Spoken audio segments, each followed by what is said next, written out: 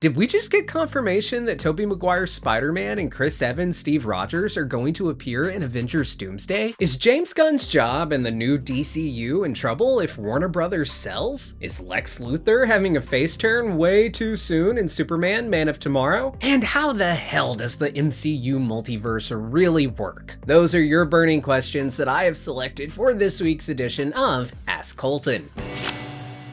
Hey everybody, Colton here, and this is the mailbag style show where I take your questions about Marvel, Star Wars, DC, movies and streaming in general, whatever you want to ask. Send it to the email address AskColtonNow@gmail.com, link in the description below, and maybe you'll see your question featured right here on the show. All right, our first question comes to us from Jackson Grouse. Jackson asks, did you see Tobey Maguire in London where they're filming Avengers Doomsday and Spider-Man Brand New Day? Do you think that means he's going to be in those movies? All right, great question. And yes, I did see that picture. So there have actually been two recent sightings of two particular actors that have fans wondering if these two guys are definitely coming back for Avengers Doomsday. Those two actors being Tobey Maguire back as Spider-Man and Chris Evans back as Steve Rogers. So Tobey Maguire was photographed in London, which is where they're filming Avengers Doomsday and Spider-Man Brand New Day. Now,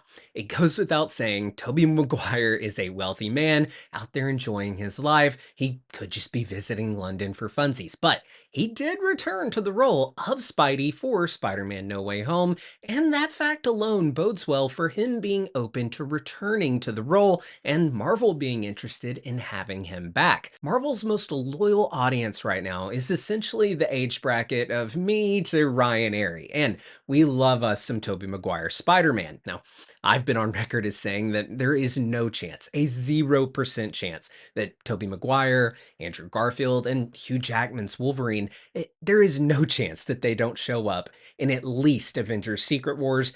Everyone is going to be in Avengers Secret Wars. If the actor is open to it, Marvel's going to get them in there somewhere. So I do get really tired of hearing people say, oh, the Deadpool and Wolverine and Spider-Man No Way Home, they were the swan songs for the Spider-Man and Wolverine.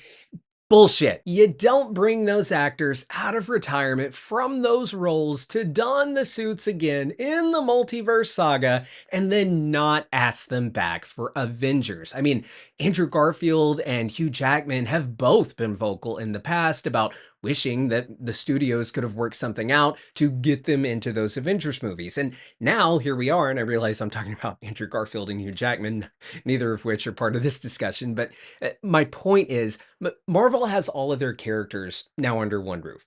Small asterisk by Spider-Man, but they've got the green light to use him. And, you know, they already brought back these OGs in this multiverse saga. So they're gonna be in Secret Wars, no ifs, ands, or buts about it. But we're talking about Avengers Doomsday, right? So is Tobey being in London 100% confirmation that he's going to be in Doomsday?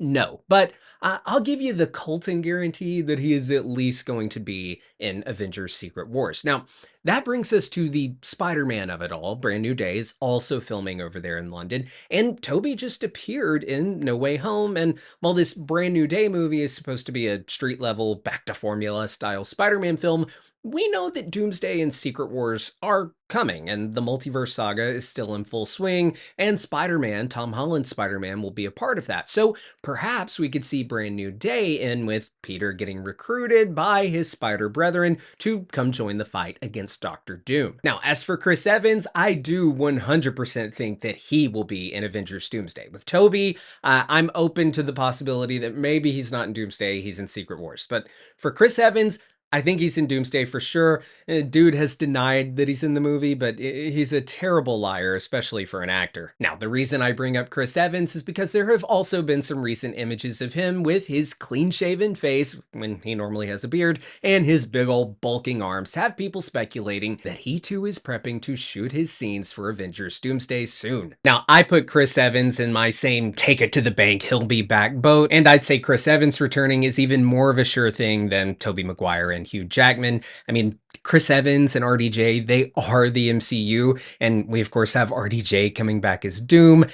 Chris Evans, he's certainly going to be back, and I think definitely in Doomsday. Now, Some are speculating that he'll be in a villainous role like RDJ is with Doom, perhaps like a Captain Hydra, but I don't think so personally. I think that he'll be a good guy. I'm excited to see how they could bring him back. Do they take, old Steve Rogers, who, as far as we know, is currently still alive in like the modern 616? Do they take him and pass time through him like they did with Scott Lang in Endgame to make him younger? Do they take, the Steve Rogers we saw that went back in time to that splintered timeline that he created to live with Peggy? Do they go and recruit him from that moment? I've had a fun theory that I'm sure other people have had as well, where that Steve Rogers who's living in that timeline, I've had the theory that he experiences the events of Doomsday and Secret Wars, and then that old Steve Rogers that we saw in Endgame that gave Sam the shield. I think that he has already experienced, the fight with Doom and all of that, and the shield that he ends up giving Sam. I think that shield is actually a shield that he got from Sam, making it to where this shield is like a bootstrap paradox thing, like that song in Back to the Future that was never actually created, that Chuck Berry song where like Chuck Berry's cousin heard Marty McFly perform it and that's what inspired him to write it, but it was Chuck Berry where Marty McFly heard the song in the first place, so technically the song was never created. I think the same thing's true for the shield, but anyway, I kind of went off on a tangent there.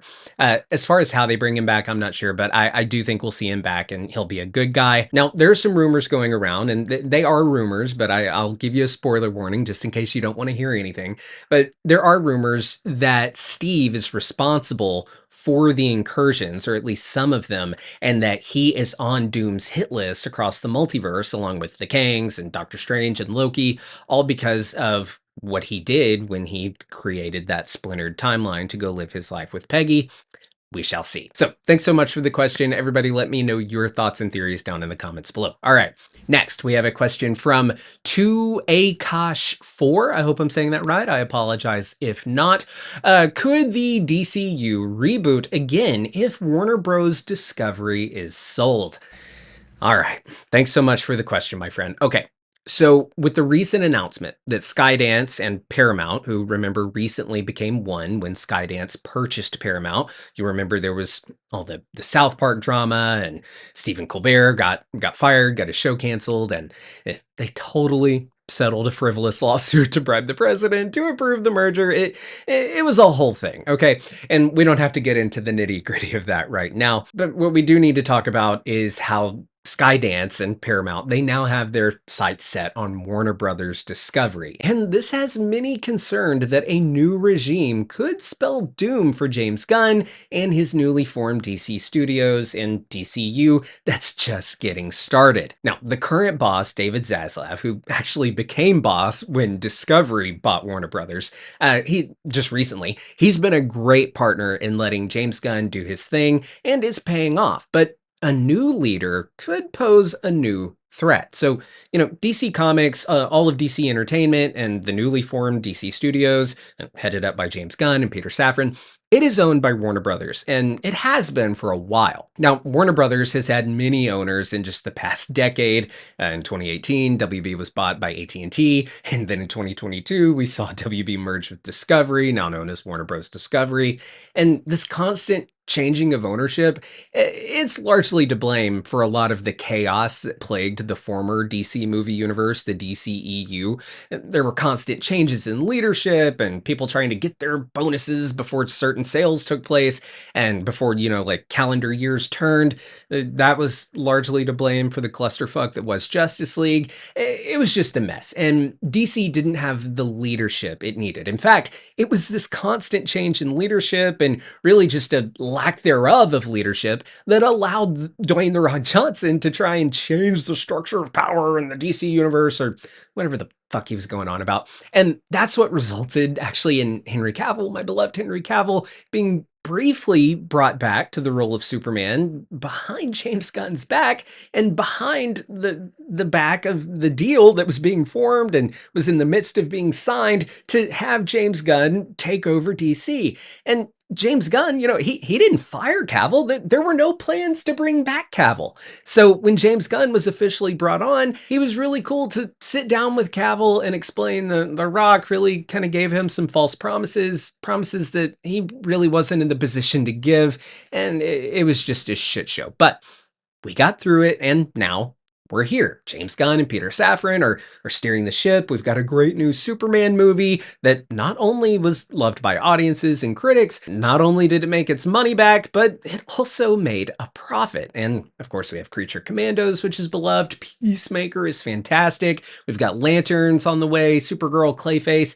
Things are going great. And James Gunn has been a real godsend, I think, for the brand. I mean, for the first time in a long time, am actually excited about DC projects. I mean, even as a guy who, oh, I know, I enjoyed The Flash, even that didn't have me like excited. It was just like a constant state of pessimism. But now we've got a really good thing going, in my opinion, and I think the data is showing that. And we're rocking along, and Warner Bros. Is breaking record after record at the box office this year with opening weekends. And naturally, founder and CEO of Skydance, who just bought Paramount, he now has his eyes set on WB. Now, this guy's name is David Ellison. He's a film producer, and he happens to be the son of multi-billionaire Larry Ellison. So, look, in a perfect world, if Skydance does acquire WB, Ellison and the gang, in a perfect world, they would be bright enough to let a good thing keep cooking and not feel the need to fix something that ain't broken. Now, I'm not crazy about the idea of the same parent company owning two of the biggest movie studios in the history of the world. It's a little too much of a monopoly for my taste, but like I said, that they paid off the precedent, so they're likely going to have this deal approved. So if it does happen, my hope is that they'll keep WB and Paramount as separate movie studios, and that way we won't see a lot of jobs lost in an attempt to combat redundancy, which unfortunately does just happen when similar companies merge. You have people in the same position where you only need one. But if they remain two separate studios that operate under that Skydance umbrella, then that would have me less worried for people's jobs and just the product that the studios are delivering. I don't think you want one studio over too much product, because when that happens, you see things begin to dilute. I mean, we can either go the path of them not releasing as much stuff because they just don't have the bandwidth to do it, and that releasing less stuff is certainly better than releasing a bunch of shit. But if they combine the studios and still try to release the same amount of stuff as Paramount and Warner Brothers were releasing as separate entities, but now together, one studio producing that much stuff, it's probably going to be shit. So the best way to do it, I think, would have them both just continue to operate as they do. And Paramount and Warner Brothers have both been doing great in recent years. So I think that's the best way to do it. And it could even mean that DC Studios, it would also likely become its own separate thing, its own separate movie studio, not under that WB banner, but just directly under Skydance and parallel to studios like WB and Paramount. Now, where this whole thing could really blow up and spell doom for DC and James Gunn is if Ellison waltzes in and wants to clean house, shake things up, and do things his way and enact a bunch of change. And that would be his right as the new owner, the CEO of the company. But I would hope that after dropping the kind of money that they're going to have to drop to get WB, that they'd want to keep the really good stuff that's running well, running, and not throw a wrench into the whole thing. I mean, I think that's why you want to buy it. I don't think they're just buying Warner Brothers for their IP. I think they're buying it because they're a successful studio that's doing really well right now. So why not get it while you can before the value just keeps going up and up? Purchase it and have that value transition onto yourself. That's how these business guys think. I mean, they are in this for the money, and the most logical way, I think, to keep that money flowing from DC is to let James Gunn and Peter Safran keep doing what they're doing. So no, I don't think we're going to see yet another DC reboot, at least anytime soon. I don't think we're going to see James Gunn or Safran get fired, and I think the DCU is safe for now. Granted, this is Hollywood, this is business, these are powerful men who want to do things their way, and if for any reason Gunn were to butt heads with his new bosses over at Skydance, it could spell doom for the DCU. I still don't think we'd see a reboot in that scenario, scenario. In that situation, I think we'd see Gunn either, get fed up and quit, or maybe he would get let go because he refuses to bend the knee to any bullshit that they try to force him to do creatively, something they'd have the right to do as the owners. It just wouldn't be smart on their part. But in the scenario where James Gunn is no longer with the company, I think that we'd see Skydance attempt to continue the DCU. They'd try to keep the thing running and bring on someone new to helm it from that point forward. And they'd want to keep, Corn Sweat Superman and John Cena's Peacemaker and all the other stuff that's part of the DCU, but I think it would probably fail miserably. I mean, Gunn, he notoriously has a very tight relationship with his actors, with his people, his cast especially. And, when he got let go from Marvel, the Guardians of the Galaxy crew were very vocal, Dave Bautista especially, about how displeased they were with Gunn's firing. So I could see Corn Sweat, Cena, Gunn's good friend Nathan Fillion, Millie Alcox, Jason Momoa, and pretty much everyone who's a part of the DCU saying fuck you to Skydance and dipping if they get rid of Gunn, especially, if they reach a point where they're free from their contracts, that I could totally see them saying, all right, I'm done. James Gunn's not here. I don't like how that went. So no, we could see this massive revolt, not only by the cast, but by the fans as well. And I guess at that point they would try to reboot or maybe recast and keep going. And they probably just wouldn't know what the fuck they're doing. And it would just be a massive clusterfuck if you ask me. So hopefully none of that happens. DC's in a good place right now. I hope it stays that way. But let me know your thoughts about all of that down in the comments below. All right, thanks so much for the question. Next, we have got a question from David Fableman. David writes, did you see that James Gunn confirmed that Lex Luthor and Superman are teaming up in Man of Tomorrow? Are they really about to give Lex a face turn this early in the DCU saga? All right, great question. So, Man of Tomorrow has been confirmed to be the next film James Gunn will be writing and directing for the DCU as part of what he's calling the Superman saga. Now, I'm still unclear if the movie is called Superman Man of Tomorrow or just Man of Tomorrow. I mean, Superman was originally going to be called Superman Legacy, and now it's just Superman. So I could see that title maybe changing before it actually comes out. Gunn, he has suggested that this isn't Superman 2 proper, it's not an official direct sequel to that Superman movie, and that it's more of a team up movie with characters that we've come to know in this new DCU. And that had me thinking at the time when that came out that it could be Super Friends, but actually it's going to be a team up movie between Superman and Lex Luthor facing a quote, much, much bigger threat. And to me, that sounds like a perfect sequel to the Superman movie that we just got, having to see these two who were, just hero and villain in a movie, now having to work together after not only a battle of brawn, but a battle of ideology and the mind. Now, Gunn has said that this movie will be as much of a Lex Luthor movie as it will be a Superman movie. And recent artwork released by Gunn suggests that Lex will indeed be wearing his classic purple and green battle armor from the comics. And I think it'll likely be a reworked version of the Hammer of Bravia armor that we saw Lex build for Ultraman to wear in his fight against Supes at the beginning of Superman. Now, of course, Ultraman being a clone of Superman and inside the suit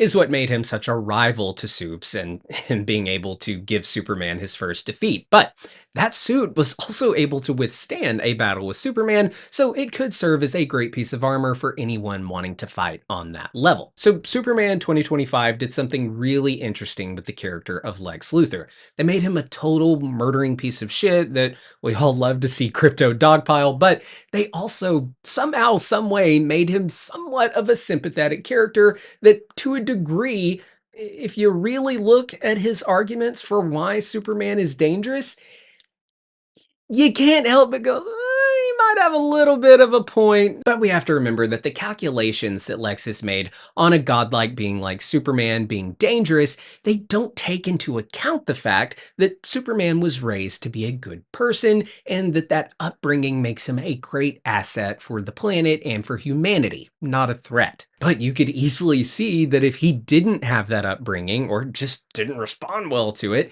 you could see how dangerous somebody with Superman's power could be. And what Lex really ended up doing by cloning Superman and using him as his puppet bestowing himself essentially with that power of Superman, he ended up proving the point of how dangerous this level of power can be in the wrong hands. The only part that Lex is missing is that those wrong hands were his own. Lex ended up creating the very threat that I think will see him and Superman going up against in Man of Tomorrow, a creation that spawns from both of these men.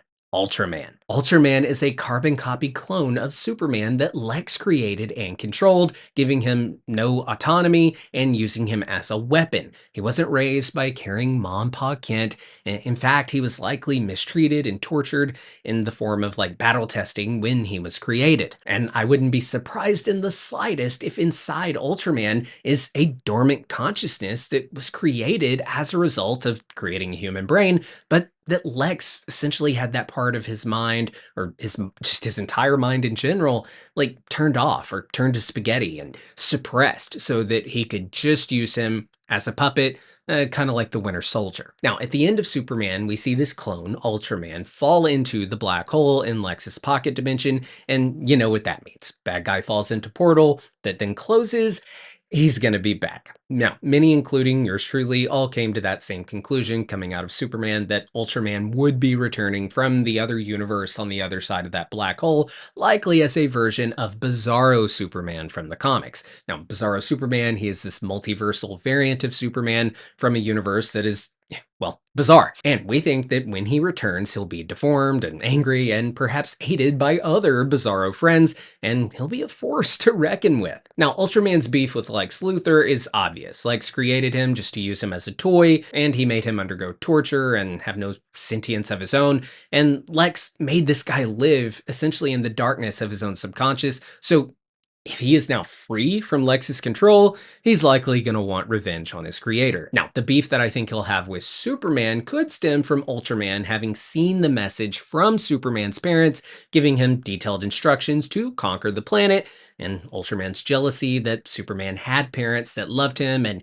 gave him a mission that he chose not to honor could push Ultraman to want to honor that mission and make his parents proud. This would make it a true daddy issues style movie, with Ultraman wanting to impress a man, Zor-El, who is in a roundabout way his father, but also wanting to prove wrong the man, Lex, who created him and who is also in a roundabout way his father. And we know James Gunn has been very vocal about his own issues, with his father. So I could totally see Gunn putting that into the story. So when Ultraman shows up and, ready to wreck shop, we'll see Superman and Lex having to put their differences aside and work together to take on a creation that embodies the worst of both of them. Those being the hate and the seek for control that inhabit Lex, and then of course the unbreakable strength and God complex that comes with being a man of steel. I think this movie could feel very much like the only good part from Thor: The Dark World, which was Thor having to break Loki out of prison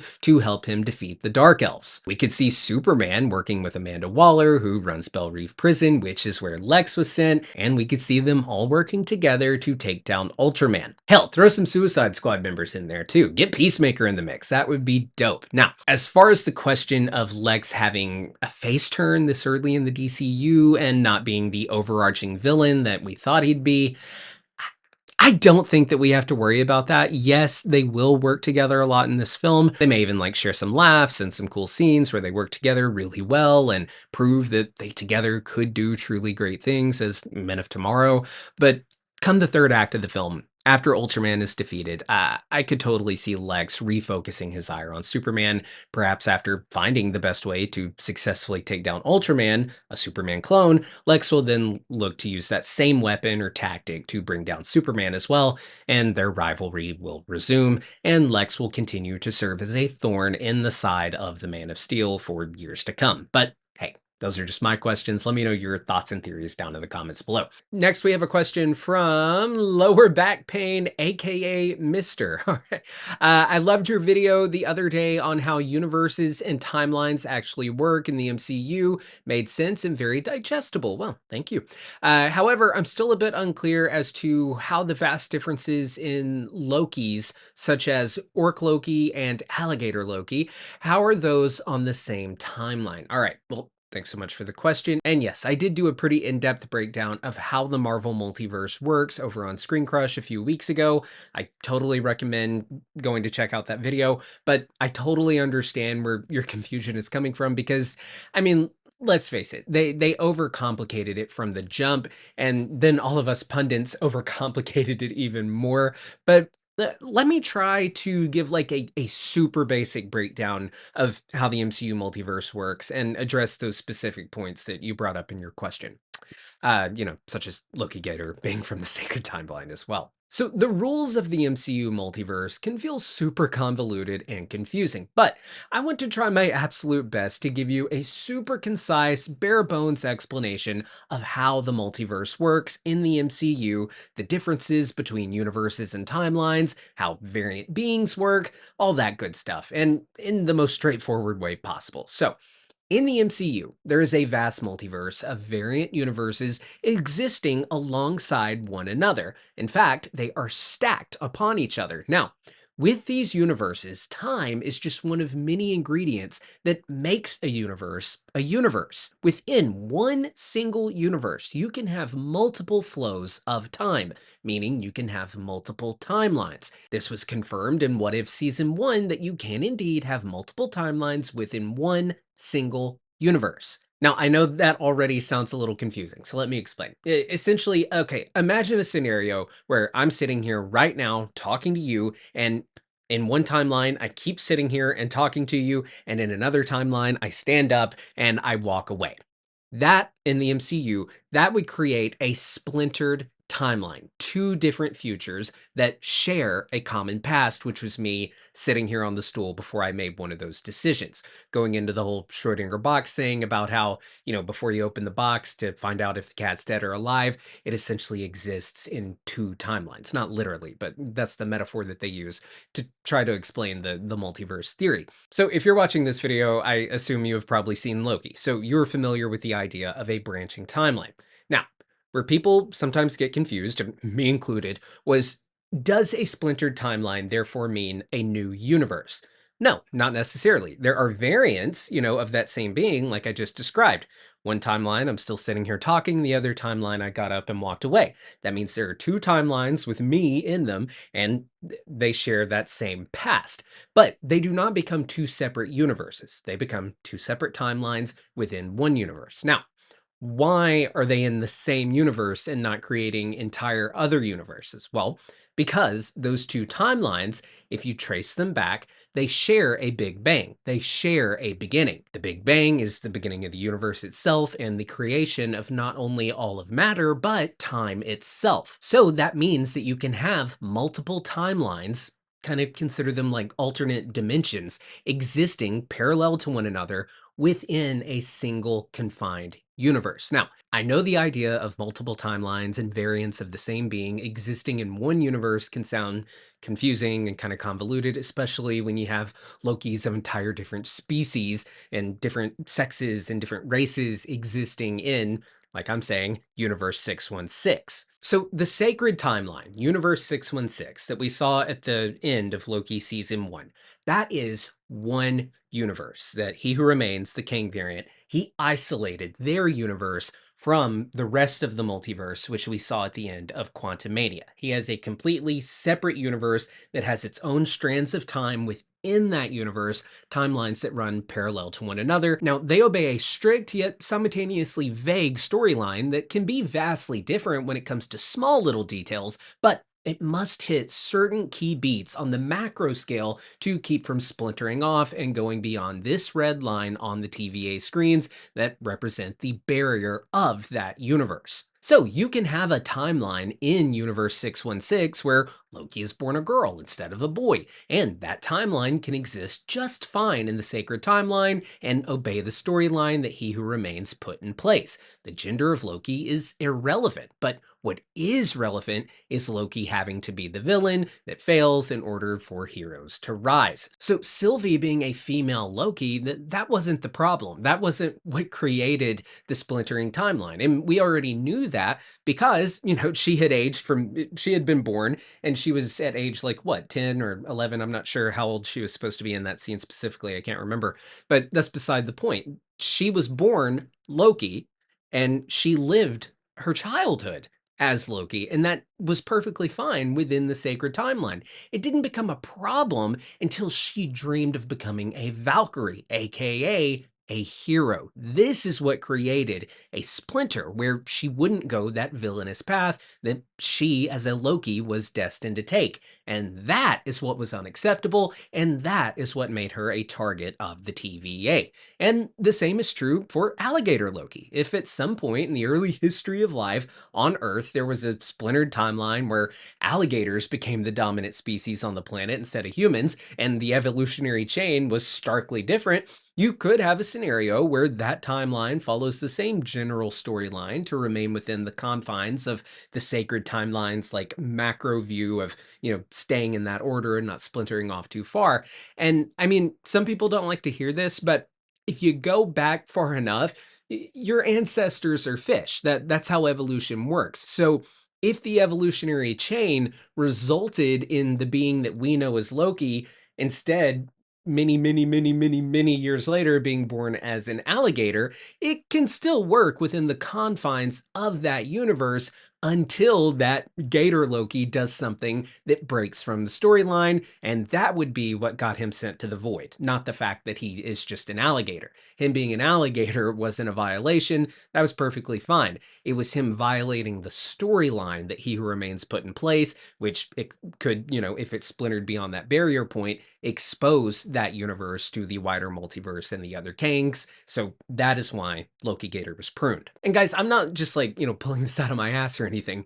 This is established in the Loki series with classic Loki. He avoided death at the hands of Thanos, even though that was what was written to happen. That has to happen. But he cast an illusion that Thanos then killed, or at least thought he killed, and he, classic Loki, disguised himself as a piece of floating debris out there in space. And he then went and he hid on a planet in exile, and the timeline continued as it was supposed to because Loki was assumed dead by everyone. Him actually surviving and sneaking off to live in solitude on that planet, it didn't create a spike or create a different flow of events that would detour from that predetermined path, because him living in solitude on that planet was not like causing anything to ever happen. That was the exact same as if he had just died. But the second he left that planet and left that exile, it caused a massive spike and the TVA caught him. So with that being the case, multiple timelines can and do exist within that one single universe. So with that being the case and multiple timelines being able to exist in one universe, then the question becomes, okay, well, if multiple timelines can exist within a single universe, then what are the other universes? What is the multiverse? Well, the multiverse is a collection of individual universes that all have their own origins, their own big bangs. Now, here's where it gets interesting. If each universe has different flows of time, this allows for timelines to branch too far and eventually go beyond the barrier of their universe and then collide with another universe, creating an incursion, the collision of two worlds. And when this happens too rampantly, the entire multiverse can collapse. Now, the Council of Kangs, who we saw in Quantumania, they seem to have worked out a multiverse that for the most part works. Each Kang represents their own universe that, are intermingling in this web of existence. But with that comes the natural part of, existence, which is death, the death of a universe. And that is why I think He Who Remains, the Kang variant who claims to have won the multiversal war, that's why he actually just separated himself entirely, separated his universe from this Council of Kangs and their multiverse, and he just does things on his own by himself. And really, I shouldn't even say that he left on his own. Really, as we saw in Quantumania, and I think He Who Remains, is the later version of the King the Conqueror who we met in Quantumania. As we saw in that movie, the Council of Kangs are the ones who exiled Kang from their multiverse and trapped him in the quantum realm adjacent to his own home universe, Universe 616. They did this because he was trying to overthrow the multiverse and make it operate the way that he saw fit by robbing existence of free will. So what he did when he was isolated from them was say, you know what, I guess I can't beat them, but I'm not sticking around, not joining their multiverse. So what he decided to do was isolate his universe from the multiverse and enacting a strict storyline that the timelines within his universe must obey to keep the timelines flowing parallel to one another and not splintering off and making their universe discoverable by the other Kangs and free from collision with other universes, therefore preventing them from incursions and death. So essentially, the sacred timeline that was run by He Who Remains, it was in hiding from the Council of Kangs that He Who Remains so greatly feared. What He Who Remains does is rob the people of his universe, Universe 616, the sacred timeline, from having free will in order to keep them safe. And when Loki took the reins from He Who Remains and allowed their universe to now expand and the various timelines to go beyond the storyline that He Who Remains had crafted, this now allows for the timelines to splinter and now be seen and accessed by the Council of Kangs. And that's why here we hear their leader, Immortus, say, when they talk about the exiled one being dead and the ones who killed him beginning to touch the multiverse, they are referring to Universe 616, the sacred timeline, beginning to rejoin the rest of the other universes that are overseen by the Council, and they are throwing a wrench into the multiverse that they likely worked really hard to keep flowing in peace with Kang now out of the picture. So you can think of the 616 now joining the multiverse as like taking a stick and swatting a spider web. You fuck the whole thing up. And I'd assume that that's what the plot of Avengers the Kang Dynasty was going to be. The Council of Kangs going to war with Loki in Universe 616. But now we're getting Avengers Doomsday, and I'm not sure how they're going to handle it. It would be pretty dope if we get to see or even hear mention of Doom, like taking out the entire Council of Kangs, and now he's coming for Loki and plans to reform the multiverse, but we'll just have to see. So thanks so much for the question. I hope that made sense, and I'd love to hear your guys' thoughts and theories down below. All right, well, those are all the main topic questions for today, but we've got some more fun ones that I've pulled from various places like the YouTube comment section and Twitter and stuff like that. Akash Prathi says, thank you for choosing this question. Well, you're welcome. How many movies will there be by the end of the DCU, do you think? Oh,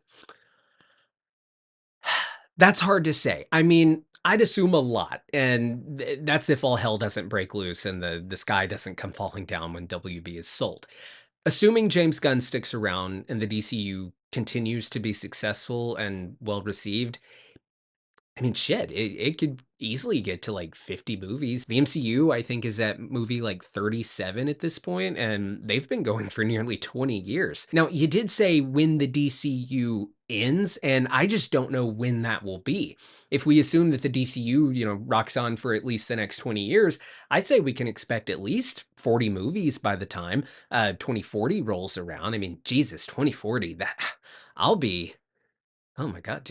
James Gunn might be dead by 2040. So I don't know where we'll be in 20 years. God, that got dark quick. Thank you so much for the question.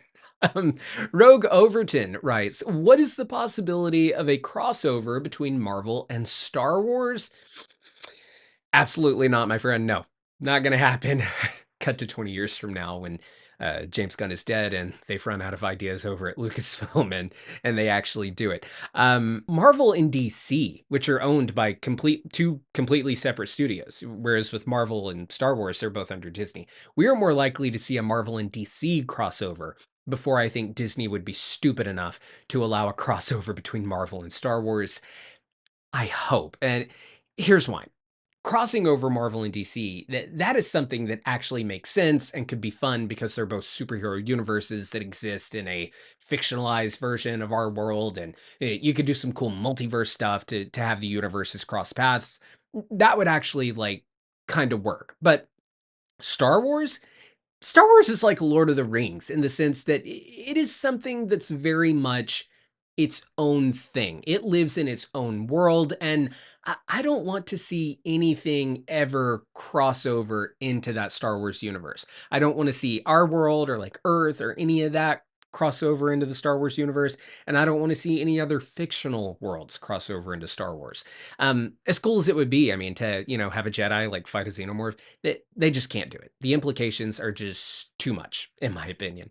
I think the second that you have like a fucking like Spider-Man show up in a Star Wars movie, it just immediately loses its magic. So no, that's not something I want to see. All right, next one comes to us from B. Do you think Tremel Tillman's casting could be a Kang recast? Okay, so you're talking about Mr. Milchek from Severance being cast in Spider-Man Brand New Day. No, I don't think that he's playing Kang.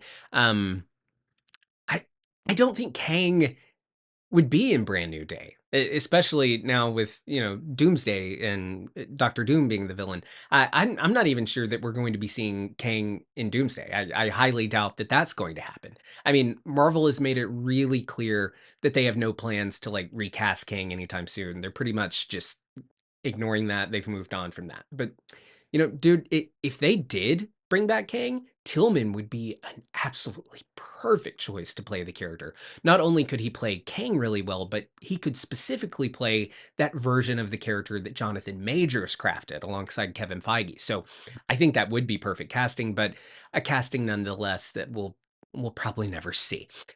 All right. I have a few more questions that I pulled, but I'm going to save those for next week. I'm very tired, so I'm going to go ahead and go. I had a blast talking with you guys. Thank you so much for sending in questions. Thank you so much for watching. As you guys know, my full-time job, very grateful to have, is over at Screen Crush. That's where my primary focus is, but I try to do a show for you guys here as well. So just try to bear with me. I'm getting into the flow of it, trying to find a good schedule, but I really enjoy doing it. And you guys submitting questions makes it so much easier. Really, I can just sit here and kind of talk about what you guys want to talk about instead of trying to wrap my mind thinking of an idea that probably any good idea I have, it'd be better served with Screen Crush and doing like a full video where I have a staff of editors to make it look all pretty. But if there's anything else that we just want to kind of shoot the shit about, that's what I like to do here. So yeah, thank you so much for watching. I will see you guys next week. And remember, if you have any questions you want to submit to the show, you can use the AskColtonNow@gmail.com email address that can be found in the description below.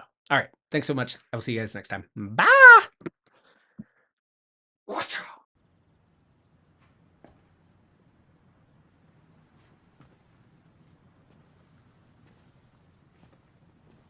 You're still here. It's over. Go home.